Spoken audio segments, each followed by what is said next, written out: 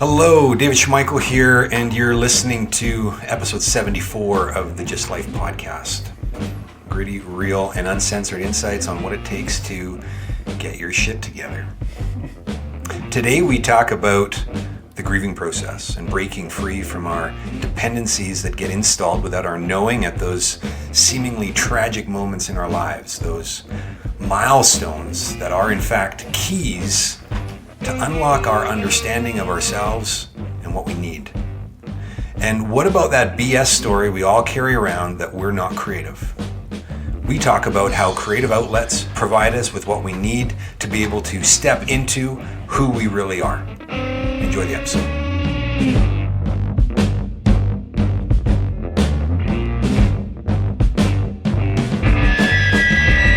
Okay, cool. So this is We're at episode 74. What up?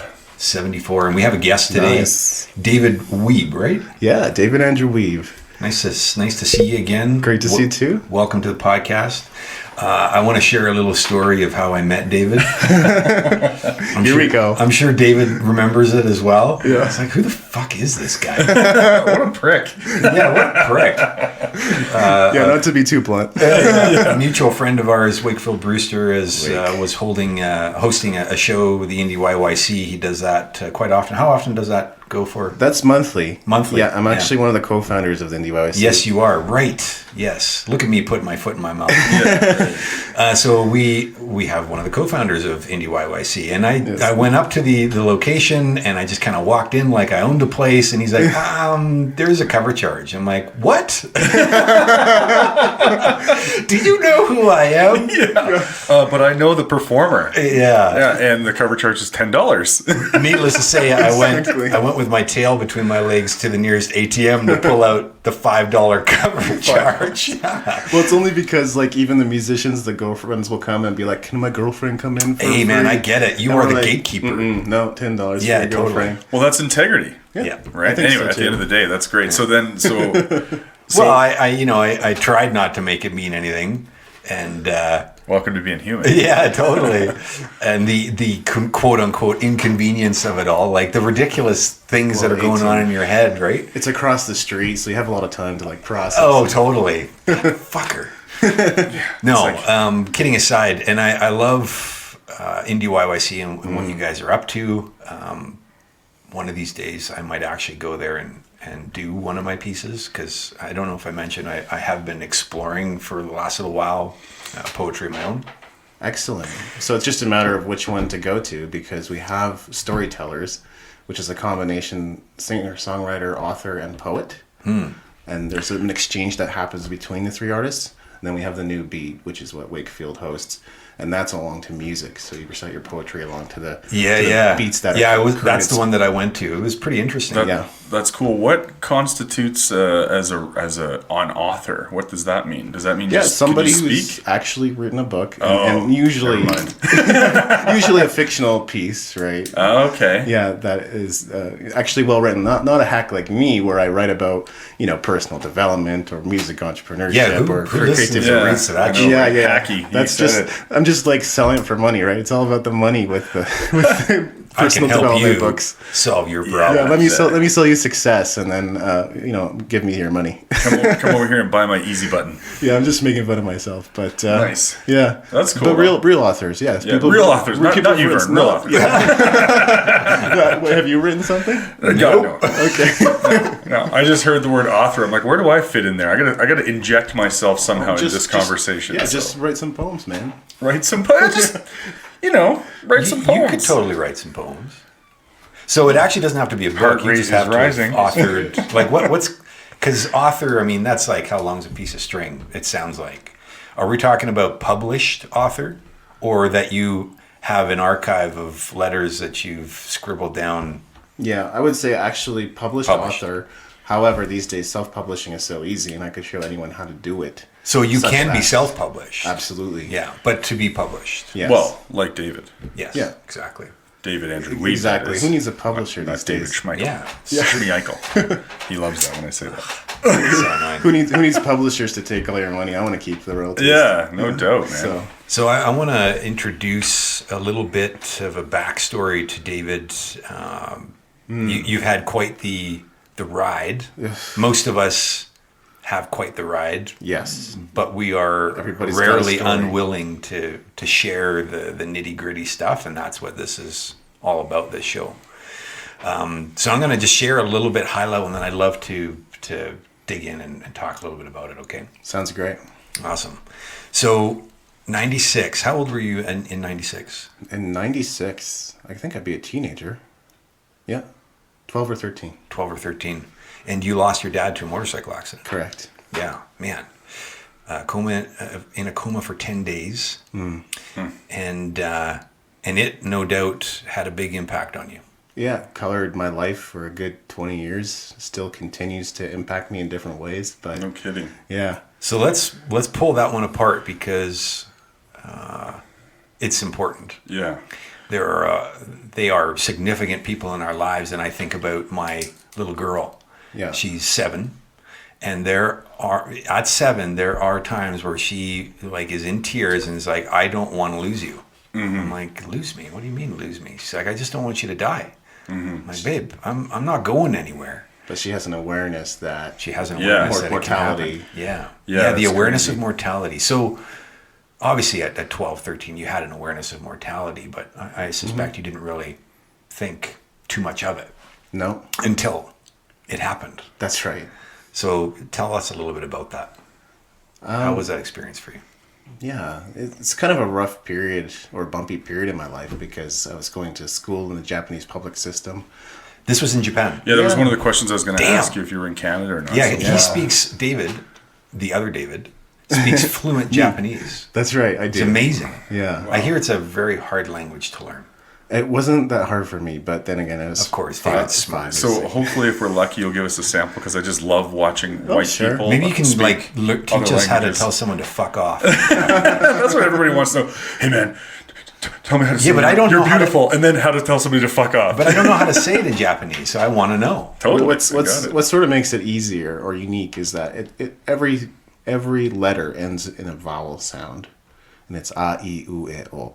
Oh, Yeah. interesting. So that's kind of what makes it easy to speak. Reading's a different matter because they have 3 alphabets. Oh my goodness. Yeah. I can barely handle There's one. one that has the Chinese characters, like the very sophisticated, many. They are their like own 30 stories. strokes. Yeah. Is this a tangent? Yeah, Yeah, I guess it totally is a It is. tangent. And then they No. have katakana, hiragana, which is the easier, grade school learning for the Japanese language. But Wow. yeah, the 3 alphabets make it. Last part of the tangent. How do you stay sharp? Do you have like a lot of Japanese friends, or how do you? So the answer is kind of funny. Just watch a bunch of Japanese TV. Oh, For me, well. that works very well. Yeah, fair enough. Yeah, Yeah. you're listening to it. You understand what they're saying. Yeah. And I can hear different ways of expressing what they're trying to say. And then I realized too, I don't have to be too down on myself because some Japanese people actually are not that great at expressing themselves. i.e. English people. We didn't really realize that. 100%. Like Canadians, Americans, I realized, oh wow, I actually don't know how to speak English. This is pretty embarrassing. That So- happens. anyway, so let's set the stage a little bit. You were about 12 or 13 at that time. When did you get to Japan? Because I imagine learning a new language, when did you arrive there? I was 5 turning 6. 5 turning 6. Okay, perfect. Yeah. Wow, interesting. Yeah. So you're this bright, blue-eyed little white kid from Canada, and you're in Yeah. Japan.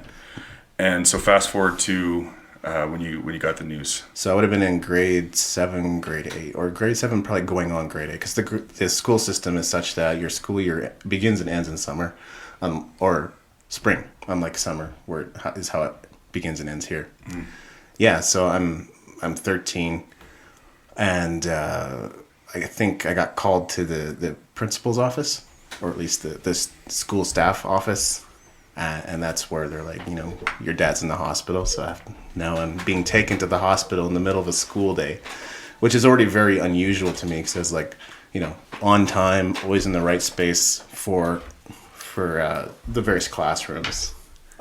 And so I went to the hospital and they're like, do you want to come see your dad? I'm like, now that I know what happened, not particularly. What did they tell you that happened? He was in an accident.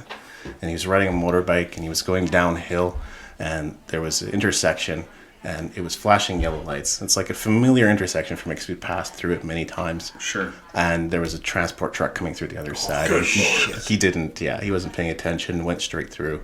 And then my dad just tried to swerve, but still ended up hitting the truck. Damn. So he hit the truck. It wasn't the other way around.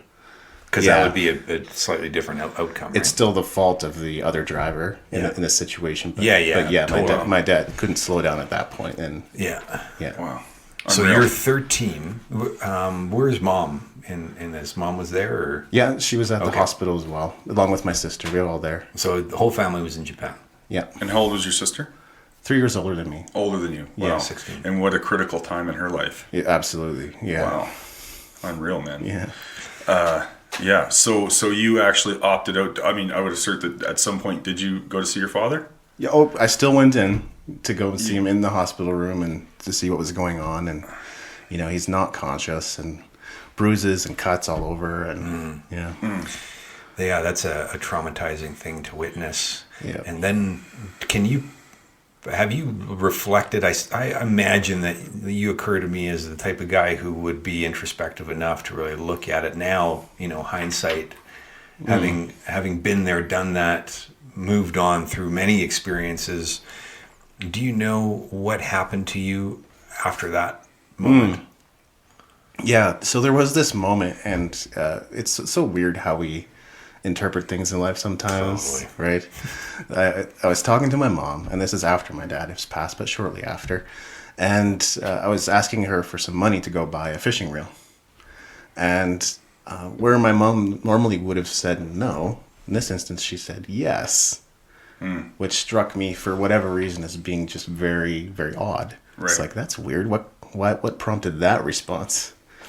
So in my world, I just kind of looked at it and said, she must be kind of checked out here. And that must mean that, nobody cares. And that must mean that, I don't matter. My life doesn't matter. Oh my God! What a culmination, such defining principles that then you carried for most of your life. That's right. Yeah. Yeah. That you don't matter. That nobody cares. Wow. And fundamentally, it's just showing up out here in the world as being selfless. That you need to be selfless. It's interesting. It's a combination of, yes, on the sort of positive side, like I'm helping people, I'm serving people, I'm supporting people. On the less positive side is like I'm trying to disappear or erase myself. Yeah, right. You're making Because it's about other actually people. you're not important. The other people are. Right. Yeah. That Well, you're not life's a not real contribution. anyway, so...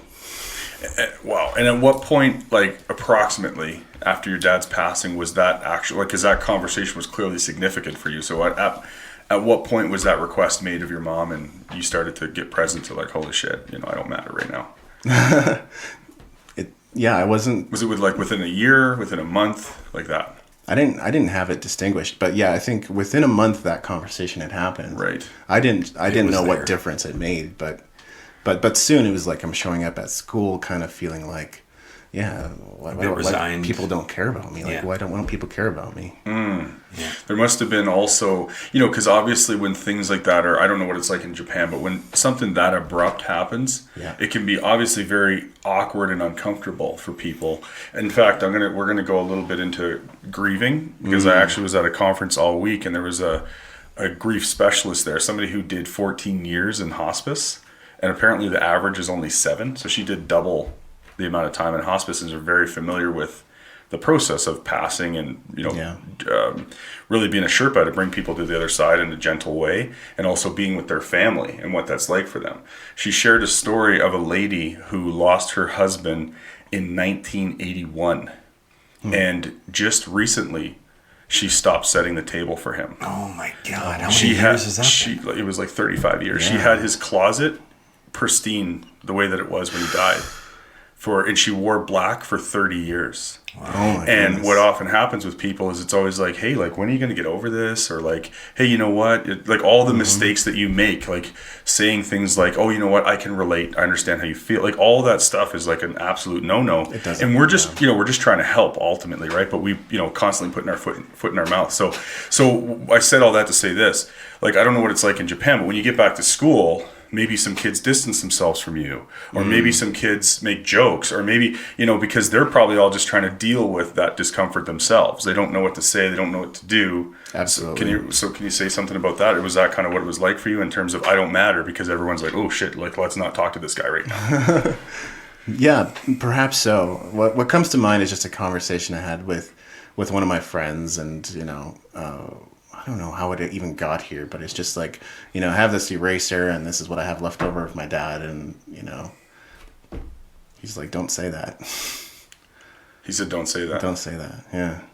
Wow. And did you just go, oh, and then you just kind of shut up and got inside yourself, or what? I don't remember, but I just remember that little fragment of a conversation. Wow. Yeah. You got to wonder what was going on with him, and then what you made that mean right away is, of like, course, you don't want to hear about this, or you don't care. Yeah. Wow. Then you share about how throughout your 20s, this lack of confidence in how you showed up, and this trouble with connecting with people, it sounds like one of your bigger struggles in your 20s. Yeah, I would say it's kind of showing up as codependence, and I will out myself and say I did go to Codependence Anonymous, the 12-step group, for a little while to discover what that meant and what that looked like and how it was. It was only healthy for me to be in it for a little while, not as a permanent group to be a part of, because there's a very strict set formula for 12-step groups and how they're supposed to work. But I think sometimes it's just the participation and the conversations and the realizations that come through that's all you need. Just need to discover how it's showing up in other people's world, and when you begin to see that, it's like, you know what, I'm not doing that anymore. I'm now going to stand up for myself, and I'm going to ask for what I need and what I want. But throughout my 20s, I had my roommate and best friend was kind of like my spokesperson for a while, until years later I realized he doesn't really know what I'm thinking or feeling anymore. So he's not actually speaking what I need him to say. And that's the point at which I started to separate myself from that whole codependence thing. You realize that you actually need a voice. That's right. Yeah. Absolutely. Yeah, wow. that nobody can be your voice. Not at all. Yeah. Because it does not actually articulate what's going on, or what's needed, or what you're aspiring to, and none of that stuff. You have no idea. And culturally, it's so different. Japan was just like a huge community, and so many friends and people that I got along with, and it felt fairly natural, where it just didn't have that same sense of, community here. When did you come back? When I was 14. Yeah. So what brought your family there? To Japan? Yeah. I don't know the whole story, but I know that my sister was born there, and they liked Fukuoka, which is in Kyushu, kind of the southern, not the southernmost, but the southern island in Japan, and they liked it so much that they wanted to return. So they were there. Your sister was born there. They came back to Canada. Yeah. Little David came into the world, and then they just decided at one point, hey, let's go back there. That's right. So it wasn't necessarily dependent particularly on mom or dad specifically. So once dad was gone, was mom working? Was it rough to stay? Did you have to leave, or was it a choice that your mom made? No, it was a choice to go and be with family in Canada. Right. Because there was an inheritance that we were each given. In Japan, how a car crash like that is handled, there's some pretty severe penalties for the driver, for better or for worse. And he came and visited us, and we're feeling as bad as he feels, because he has to pay this penalty to us. Wow, he visited you. Yeah. Wow, that's noble. So the inheritance went between my mom and myself, my sister. So for the time being, we're okay. Fine. We're fine. Okay. Well, that's great, at least, because again, that's the business that I'm in, being a life insurance advisor. And the last thing that people think it's all about money, it's not about money at all. It's just the fact that, hey, money is a huge distraction. And the last thing you want to be dealing with when you're grieving, you don't want to be thinking about work, you don't want to be thinking about bills, you don't want to be thinking, tough. Do we have to leave? Do we have to go back to Canada? You don't want to be thinking any of that stuff. You just want to be together. I would assert, you want to just be able to deal with it, be with your family, and have that burden just not be a conversation, right? Yeah. Yeah, makes a huge difference. Absolutely. The one thing I want to ask you about that is, I just had family come back from Japan, and they're just very, it's such a different culture, and they almost, the take that I kind of got from it was, they're saying they're so light years ahead almost in culture. That they come back here and they go, wow, it's so we're almost like behind in the times. Like everyone, there's a certain like respect and politeness even just walking around. Yeah. And did you notice that difference coming back? It was a major contrast. Like there was a bit of culture shock going from Canada to Japan, but coming back from Japan to Canada, it hit me harder, the culture shock. To a detriment. Wow. Yeah. It wasn't like, oh man, this is crazy and look at what I have to live up to. It's like, geez, people, what the hell are you doing? Exactly. You must and, go ahead. Well, I remember in like grade 8, I was sitting in science class, and it was, of course, you're all sitting next to different students. Is this Calgary? It was actually Barrhead, so I did grade 8, just 2 months extra, because I'd finished grade 8 in Japan. Right. Came back did a couple months extra just to catch up with the English language and all that kind of stuff. Sure, yeah. So like I'm sitting next to him, and I was like, "What is this word? How do I pronounce this word? I don't know." And he just looks at me like, What the hell's wrong with you? Yeah. He does no answer. Wow. I'm like, this is bullshit. Yeah, this is bullshit. Help me out here, man. Yeah. What is funny for you? Like, it must have been a really tricky situation to tie in like the seminar share that I had the other day. For you must have been in a weird place, being like, a white kid, Canadian kid, but here you are, very young years, learning, being completely immersed in the Japanese culture. Yeah. It's almost like you're in disguise. Oh yeah. You come back here, you're a Big time. foreigner, but you look like everybody else. Big time. Must have been so weird for you. Yeah. I also related to what you said about you said your dad's favorite show was Star Trek, right? And Yeah. Same with mine. Like he loved science fiction, so on that point, I was like, oh yeah, kind of became present to that. Yeah. Yeah. Wow. Interesting. So did more things like that occur where, again, you're trying to get reconnected to the language, you're trying to get connected to the culture, everyone's kind of cold, because you know what it's like here as a teenager, you're just trying to make it, you're trying to fit in, you do not want to screw up. The last thing you want to do is fuck something up, because then, holy shit, you're like the poster boy for bullying or whatever it's going to be, right? So say more about that. I had that from fairly early on, like don't make mistakes with people. That was sort of part of my Man, consciousness. talk about setting yourself up for failure. Yeah, I had that part of my consciousness from when I was like 5 or 6. The first and only time my dad spanked me. Oh, right. Yeah, so grade 8, yeah, you were absolutely right. There was bullies, and they'd be riding the same bus, and it's like, come on, really? Yeah. And then, sometimes my sister would just yell at him when it got too much. Right, your sister's there. But randomly, I would get pushed into lockers, wouldn't see or know who did it. And, yeah, sometimes they would just come up in the bus and start punching you. And Wow, dude. yeah. That's So unbelievable. Barrhead, I mean, it's such a redneck place in a way, but not to be too derogatory. Yeah.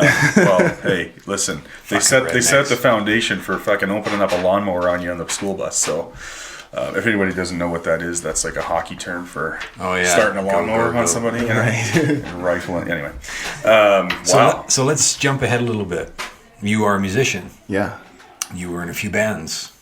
absolutely. Tell us a little bit about that journey.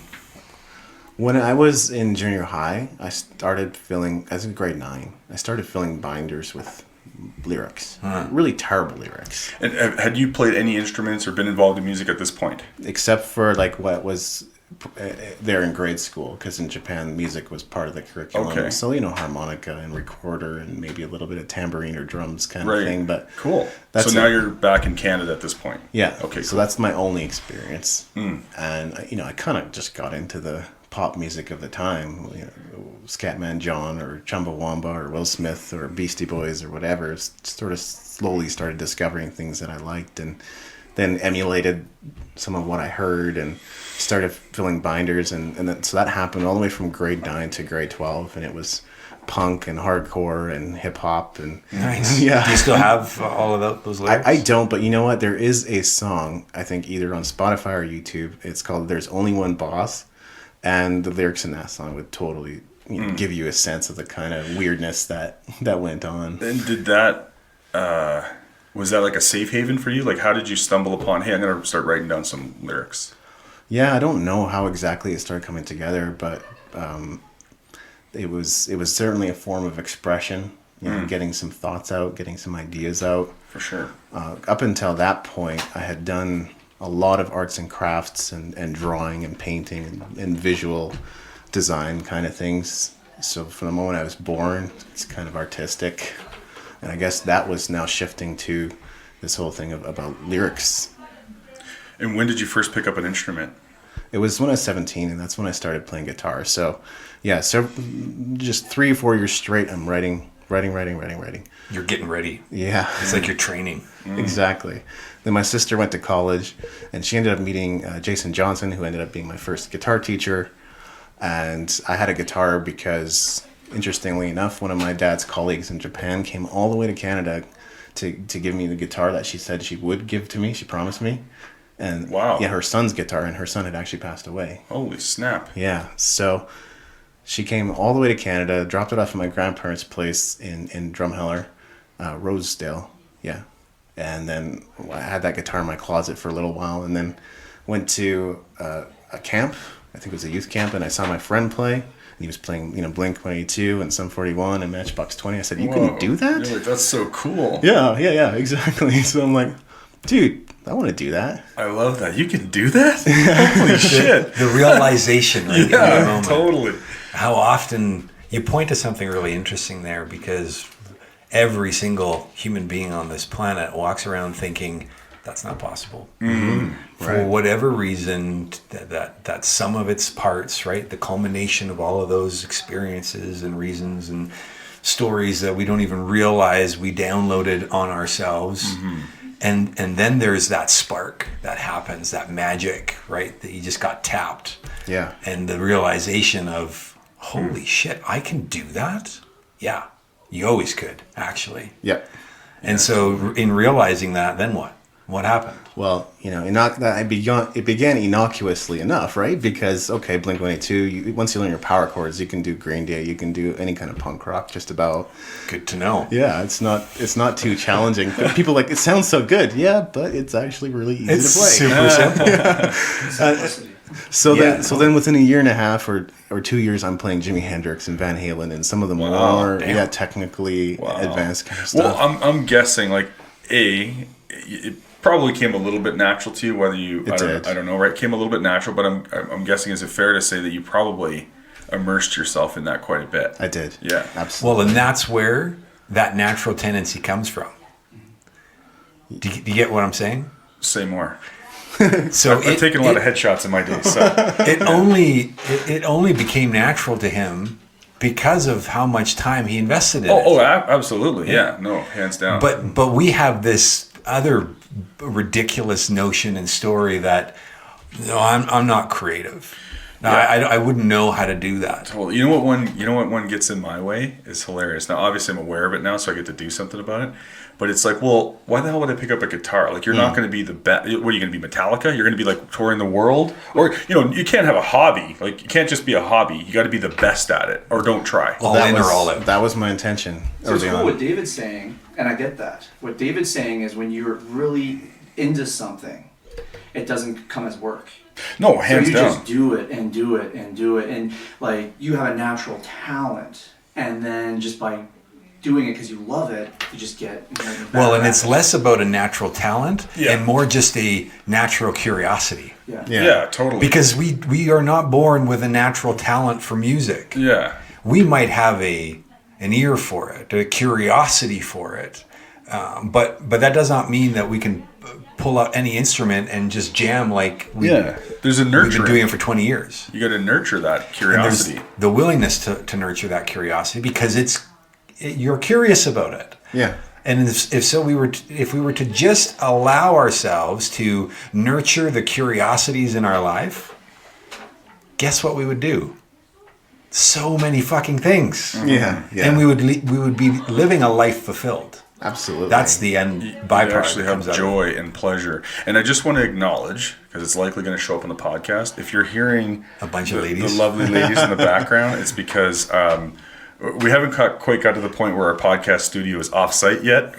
or soundproof. It's soundproof. It's because there's a party going on. There's a party going on. Maya's teaching some art in the other room, so Yes. just bear with us. And you may or may not hear it. I don't know if it comes in or not, but I sure hear it, and I'm not just trying to let that fire go.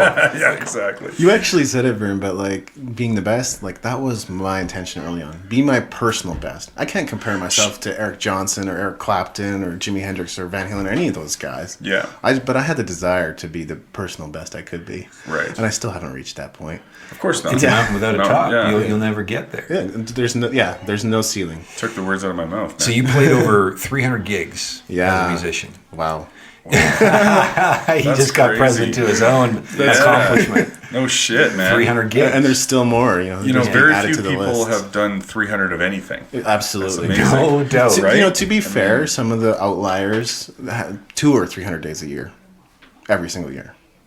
Like some of the hardest working bands, like KISS, right? Oh, for sure. They for toured sure. 250, 300 days a year just to they were not successful at first. Everybody thinks, they just blew up. No, of course. they were not successful in the first 5-10 years. Society. That's mankind's biggest cover-up story. Oh, dude, hands down. The The overnight overnight success. success. I love when people say, it only took me 10 years to become an overnight success. Yes, exactly. 'Cause it reminds me, again, not to go down too far down the rabbit hole, but the 3 feet from gold story, right?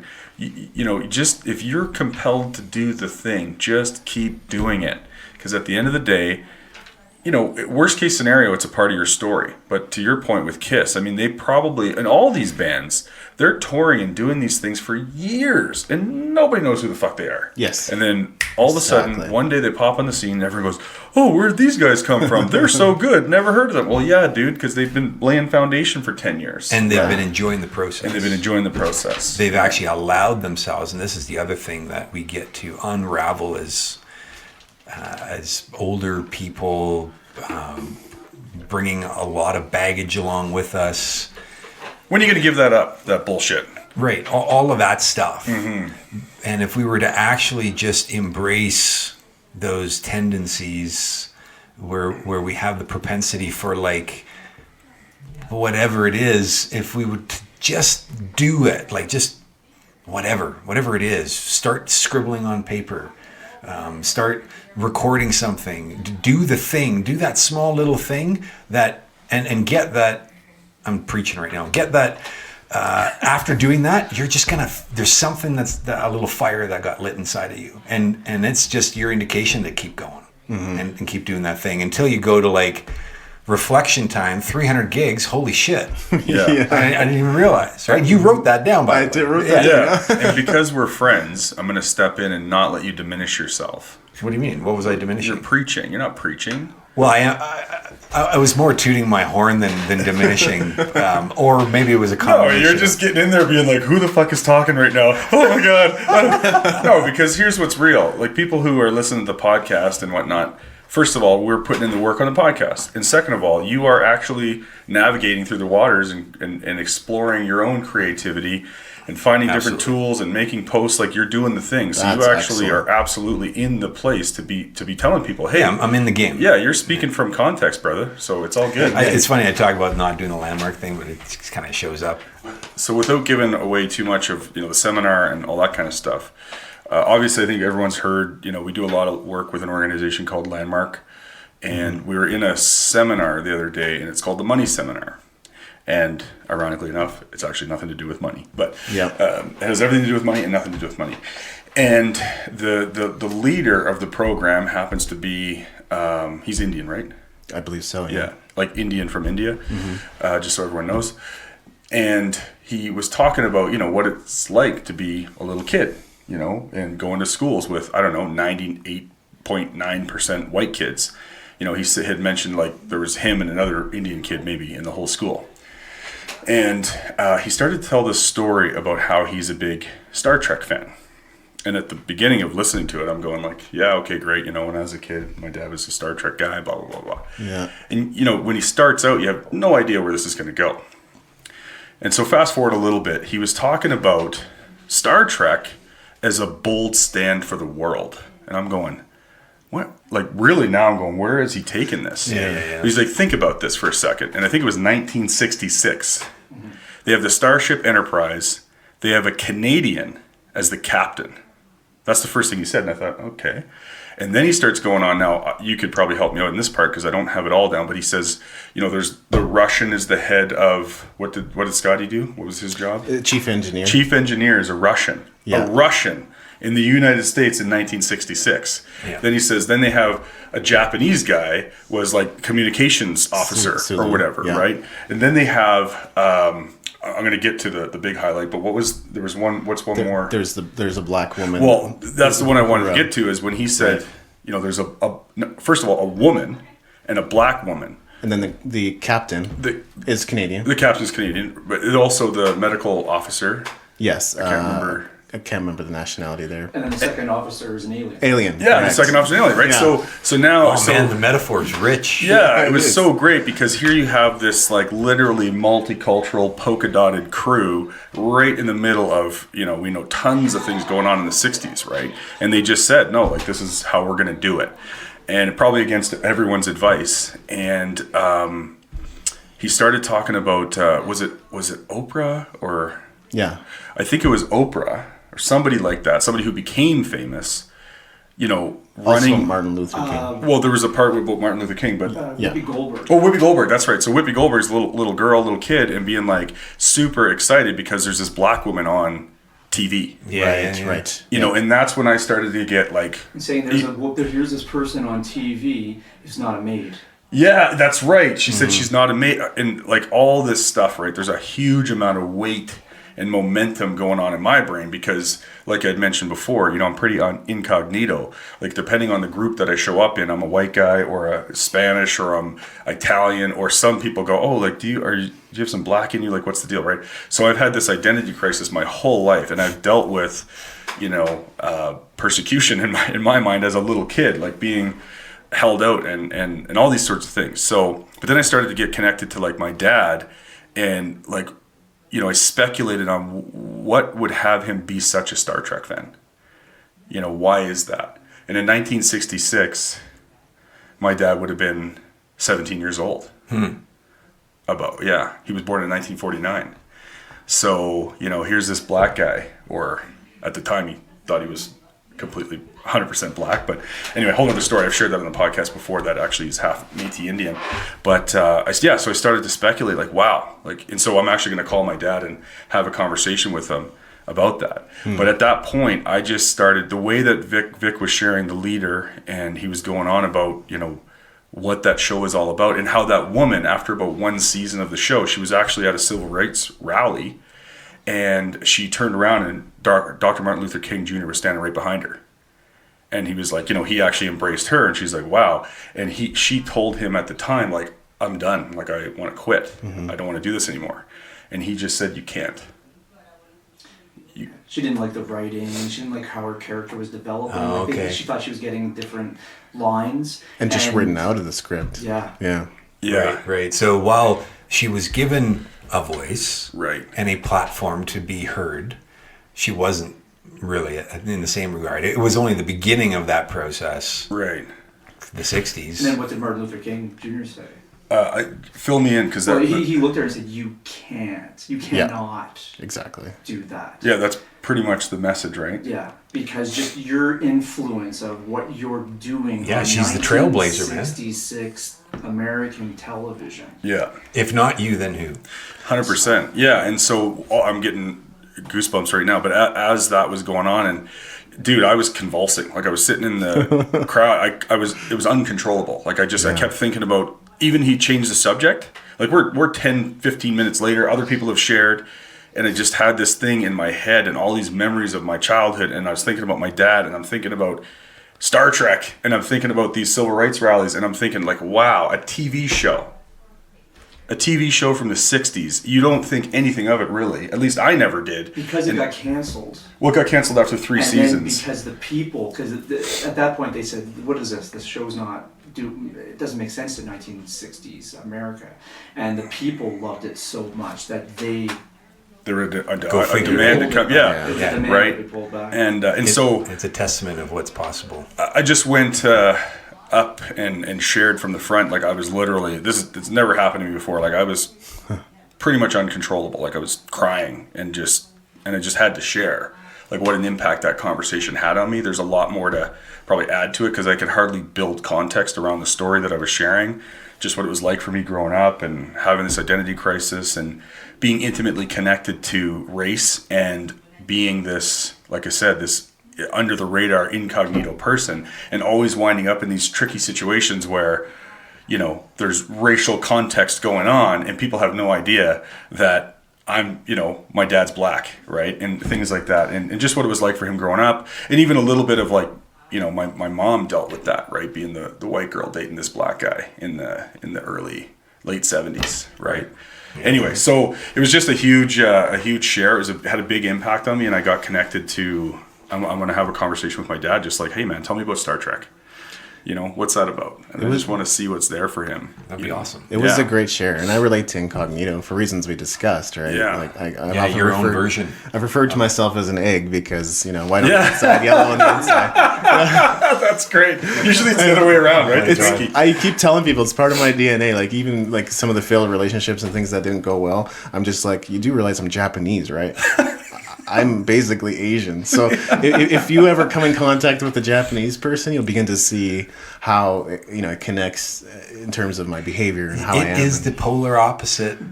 What you see is not what you get, and it's not even what you think it might be either. Yeah, totally. It takes something to do 74 podcasts. It totally does. You guys have to be acknowledged for that. Absolutely, Thanks, 100%. Wow, man, thank you. Yeah. I've had some long running podcasts, but of course I've had a couple here and there that only lasted 10, 20 episodes because they were side projects anyway to begin with. Well, it's funny. He's done like a whole crap load of podcasts too. It's not just like one podcast series with a certain episodes. He's like, I've done a bunch of podcasts and one only lasted for 10 episodes. It's like, okay, we're still on our first run here. Well, and to that point, I have started my second podcast. Excellent. Yeah, what is it? It's more focused. It's more about my journey and realizations. While the GYST Life is a combination, right? A curation and a storytelling between Vern and I and other people. This other one is now me sharing my poetry and some of my discoveries and realizations as an entrepreneur gone intrapreneur, committed to like just burning down all the boxes around me. And so I'm just going to share that stuff. So second podcast is in the works. I've already done 4. Is it 4? I think it was 4, yeah. 4 episodes on that podcast. And to the point of, your community and people you surround yourself with and all that, David's constantly pushing my boundaries around... Pushing my boundaries. We better keep this PG-13, man. I just love that. Pushing my boundaries around, just technology and platforms and social. There's so much. Developing content and all those things. Yeah. And the story that Vern has about I don't get it. Yeah, it's just one of the ways that I diminish myself. It's one of the ways that I stop myself from living into the future that I say that I'm creating, right? Because if I go, I don't get it. So I'm aware of that. So anyway, to that point is now I'm, within a couple of weeks, likely, maybe even sooner, I'll have my own podcast more focused specifically on business. Absolutely. Because so Vern is working on his second podcast. Wow. Yeah. That's terrific. It's exciting. Damn! Stuff. Whoa, and I just put it out in the world too. Shit. Yeah. No, you're. Yeah. So more about you. I can talk endlessly about me. So no, it's great. I love this. And just quickly, David, I just want to know, you've done about 300 gigs. Whereabouts? Like, where have you all been all over doing these gigs? Yeah. Mostly in Western Canada. So just in Western Canada? Yeah. Oh, cool. Calgary, Lethbridge, Medicine Hat, Cochrane, in BC, Kimberley, Invermere. Yeah. What is the scope of, is it just a huge variety, or what's the scope of most of the gigs you've done? Is it like in a band at a pub, or is it more like what kind of stuff have you done? Yeah, it's been a real mix of different things. There's been artisan fairs. There have been networking events in libraries, coffee shops, pubs and bars and clubs. Yeah. Very With cool. bands, solo, duo, trio. You may not want to. What's your favorite place to play? What is my favorite place to play? A large venue. No doubt. And are you a singer at all? Yeah, I do sing too. You sing too? Wow. Yeah. So have you done some solo shows where you've actually played an instrument and sang? Oh yeah. Wow. Oh yeah. Definitely. I'm just floored by that. Singing is one of those things that I have a curiosity for. Oh, same. And I haven't touched it. It's like, well, to your point, I can't sing. Yeah, I don't know how to carry a note. Yeah. It took years to develop. Yeah. Go figure, eh? Yeah, imagine that. Oh my God, coming around full circle. Yeah, you again. try once, you go, oh, well, clearly I can't sing, so I should probably just put that down. It's incredible. It's incredible. Took years for me to develop my voice. It was ridiculous. Even if, just to get to the point of being like everyone's favorite person to invite to karaoke, like I'd be honored just to be that guy. Let alone, playing on a stage. So and not be the guy that they invite just because of the atrocity you make. Yeah, exactly. Like watch what he does. Wait till Vern gets up there. So, where can people find you if they want to dig in a little bit more and find out what you're up to? Yeah, there are a few places, but davidandrewweeb.com if you're interested in checking out some of the music. MusicEntrepreneurHQ.com, which is now tools and resources that I've been creating for musicians for many, many years now. And what kind of resources are you making available? books and courses and ebooks and pretty much anything. If I can connect the musicians to the right tools to help them move their career forward, I've got tons of affiliate relationships too. So I'm like, I need to talk to this guy. Yeah, hands down, man. He works Yeah. with a lot of musicians. He also plays. Wow. He has his own studio as well in his basement, the bunker. Yeah, we Super call it the cool. bunker. It's badass. I love it. Yeah. of course you can go to the IndieYYC.com to learn about the IndieYYC. And if you want to hear an older podcast I did with my buddy Maveen Kora, that's at usingyourpower.com. But I don't think that's going to be revived. I thought it might be, but I don't think it's going to be revived. Wow, man, you're just a beast in the media space, hey? Yeah. Crushing it. No doubt. Absolutely. Wow. So I mean, it was explosive, right? There was a lot of stuff that was talked about, but then it's clear there was a theme that came out of it. What's shown up for you out of just having this conversation inside of the experiences that you've acquired? Because it's one thing to write down and answer a bunch of questions on a form, and it's a whole other thing to now have a conversation about them and really get a deeper connection to it. Well, is there anything that you're seeing, that you're realizing? Anything? I think the need to acknowledge myself. I don't think we stop often enough to do that, Totally, or even dude. celebrate what it is we've done. Well said. We Not often even have to that. acknowledge, but to celebrate. Yeah. Yeah. And it's so funny because we have that connected to money right away. It's like, okay, how much party can I afford, right? It's like how much party can I? Yeah, it's like that's the first thing that comes to mind. But like, I don't care. I think there's something too magical to like celebrating in advance before your success happens. You need to celebrate it. No, I think you're right on the right track. Because to your point, for me at least, one of the things is like, what's to celebrate? I didn't make any money. Is that weird or what? It is the weirdest thing, Wow. weirdest connection. You can't just be celebrating your accomplishment or your joy for the thing, or there's got to be some kind of like significance or The monetary. yeah. Well, and that is that subtle little monster that culture is released into the crowds of society, and just it does crazy amount of damage to our mental well-being. Hands down. Because we are constantly connected to that little guy on our shoulder, whispering in your ear saying, "Yeah, but you really fucking suck." Yeah. It's You've horrible. only got 300 followers, man. Yeah. Why bother? 300 gigs? Come on. Should have been 400. Yeah. Some people are doing 300 gigs in a year. They are, but Isn't it great? Well, that's just it. They are, and they are. yeah. And okay, But I recently read The Subtle Art of Not Giving a Fuck. Oh, yeah, it's a good book.